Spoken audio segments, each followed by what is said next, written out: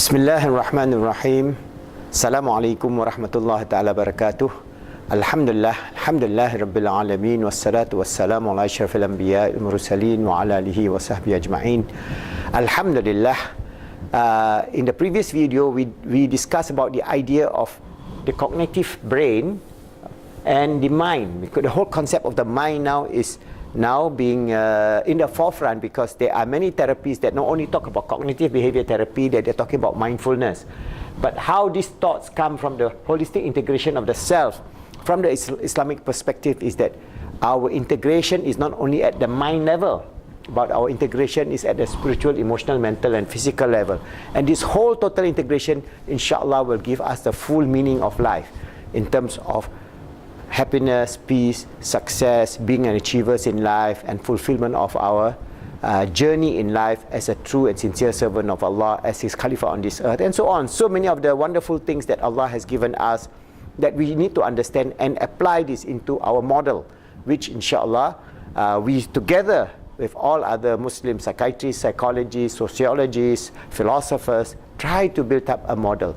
So I'm propounding our model now as compared to, for example, like CBT, cognitive behavior therapy, as compared to mindful-based cognitive therapy, MBCT or DBT, and other similar type of mindfulness type of program, as well as Pi-CBT, and what are the range, the parameters of our framework, which covers the whole spectrum of our existence. So I'm going to propound this idea.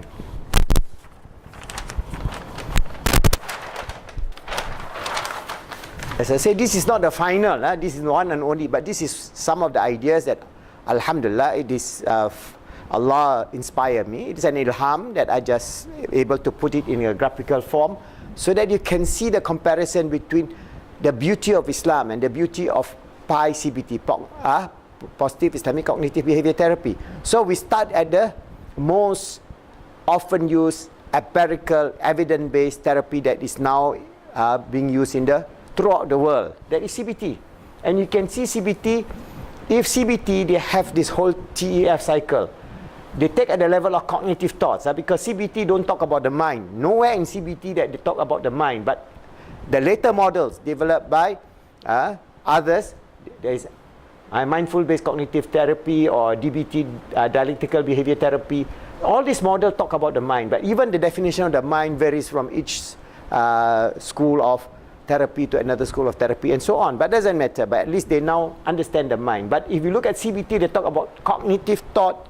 Whatever is in your brain, that's it. Nothing beyond, nothing more than that. And there is no such thing as unconscious or subconscious. Even though some of them practitioners of cognitive behavior therapy, they talk about automatic thoughts as unconscious thoughts. But where the source of unconscious thoughts is never explained.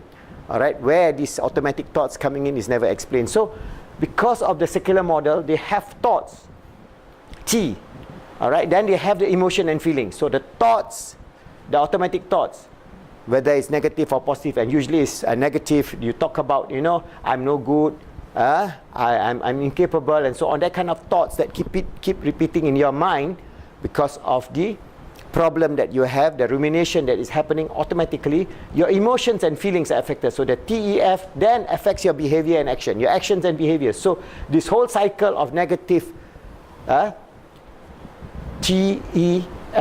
and action cycle is the downward spiral towards all the problem that you see in terms of anxiety, depression, suicidal tendencies, and many of the other things that you feel today that is happening throughout the world. So then they try to, within CBT model, how to recognize these thoughts, how to recognize these emotion and feelings, and how to have a corrective action so that we can have the positive spiral upward. That means being able to take some approach, either by changing the thoughts or by trying to find a way in which not confrontational, on an evasive way, to make the thoughts neutral, all right, and then move away. So this is the TEF model: thoughts, emotion, feelings, and then action. So this is the CBT model that you see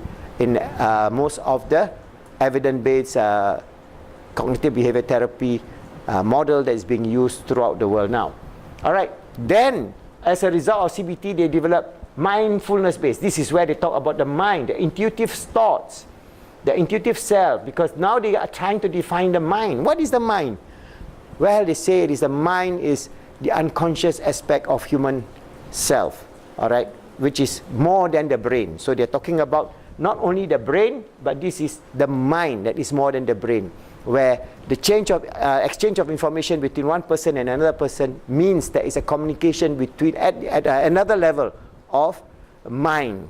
Okay, so they develop mindfulness. All right, so this is where mindfulness therapy, halfway or full way, come about. The model of in which they include mindfulness into CBT, so that the way in which we use the tools of mindfulness, like breathing, like heartbeat, like sound, like mantra, like so many other things that they're using to slowly but gradually reframe the negative thoughts that is affecting the whole, both the subconscious mind and the cognitive mind, cognitive brain. So this is where MBCT and DBT model moved upward. But we move another level higher. Why? Because in Islam we have the rim of the Ruh, Qalb and Aqal. So Allah has created us with the rim of existence. First, Allah created our Ruh. Alright, our Ruh. So we have the spirit. We have the Qalb, the intuitive heart. Alright, and then we have the Aqal. So the intuitive heart, this is the feelings and emotions. So the intuitive heart, feelings and emotions, F, E and T. So our model is F, E and T cycle. This is our F, E and T cycle, which is Pi-CBT. So we have F, E and T plus T, E, F. So it is actually a combination of two aspects. One, the aspect of cognitive.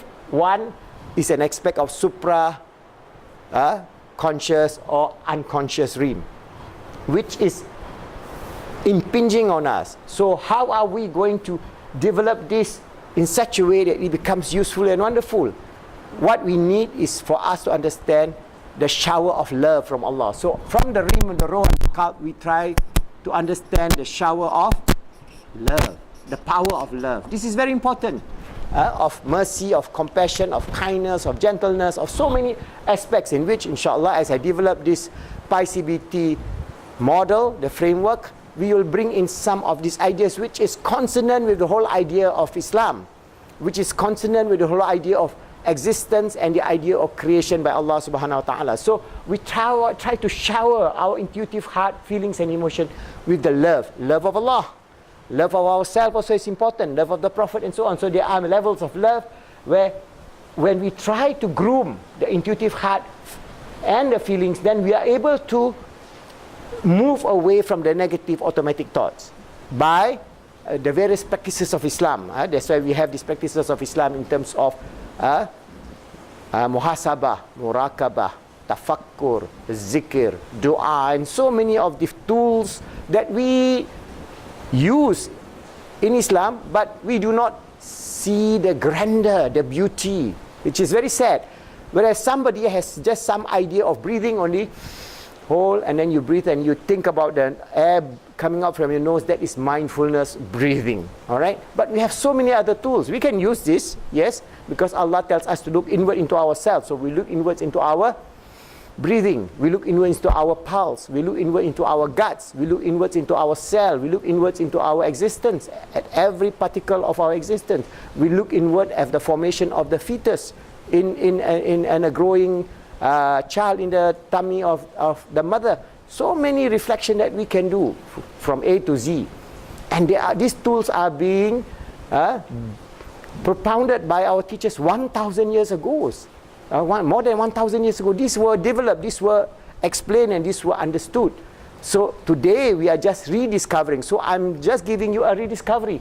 This is what I believe could be the model for Muslims in the 21st century, that we understand the intuitive love of Allah subhanahu wa ta'ala when He created us, and we rely on His love, compassion, mercy, grace, that from this we develop our intuitive feelings, the F. Then this intuitive feelings is linked to our intuitive emotion, the E. So F-E, and then the akal, the T, which comprises the whole thing. So this model is, I believe, maybe you say it's hyperbole, the most perfect model for every human being. Regardless whether they are Muslim or non-Muslim, this is the most perfect model, a framework that we can use to develop ourselves. And just to give you some idea of the research that is being done at this level. At this level, there are many other researches that are being done in terms of the intuitive heart, in terms of the heart-based world, and so on. There are many people trying to bridge, but because of their lack of knowledge of the spirituality of our existence, especially they do not have a framework of the spiritual realm, it is difficult for them to explain. But for Muslims, we can explain in detail. But I'm going to give you a few minutes, 2-3 minutes, of how from here it has moved to here, and what it impacts in terms of our brain. Even our brain is affected by our akal. And this is research done by many, many universities, but I'm taking about 2 minutes to show you how this works.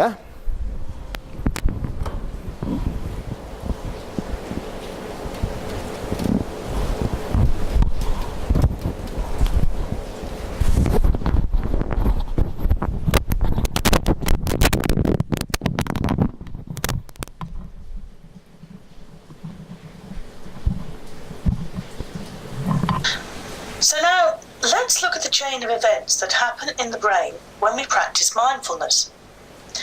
When we practice mindfulness, we form an intention to focus attention on something. It could be the body, it could be sounds or breathing. As we do this, activity increases in the attention association area. As the mind quietens further, activity in the prefrontal cortex regions associated with emotional responses, decisions, planning, and judgment decrease.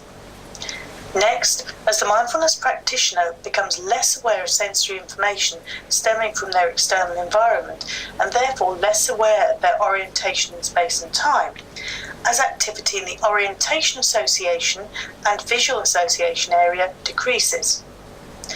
This chain of event activates two important structures in the limbic system: the hippocampus, which in turn stimulates the amygdala. These two structures are responsible for assigning emotional significance to our experiences. These actions on the hypothalamus and the amygdala modify activity of the autonomic nervous system. A peaceful state arises as a result of the activation of the parasympathetic or relaxation nervous system, and then, as the different neural, hormonal and other triggers swing in, the sympathetic or arousal system is produced, producing a mentally clear and alert state. Physiological effects such as changing to breathing rate, heart rate or blood pressure are the result of the amygdala's effect on midbrain structures that control this function.